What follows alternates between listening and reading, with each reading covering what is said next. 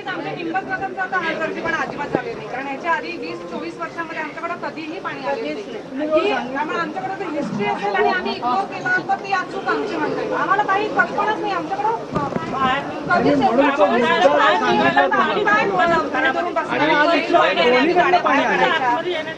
दुसरं महत्वाची गोष्ट ते जो ब्रिज बांधलाय ना नवीन, तो जो वाढीव केला त्याचं सगळं डम्पिंग त्या नदीमध्ये केलेलं आहे. त्यामुळे त्याचा सगळा डायव्हर्जन कम्प्लिटली इकडं आलं.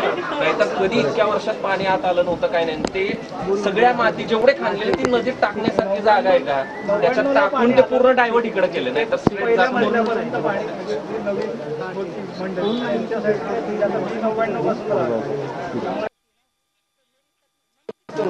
त्याच्यानंतर आतापर्यंत आमच्या पार्किंगला कधीही पाणी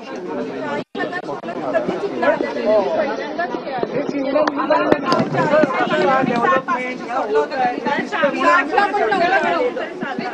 त्याच्यासाठी झाल्यानंतर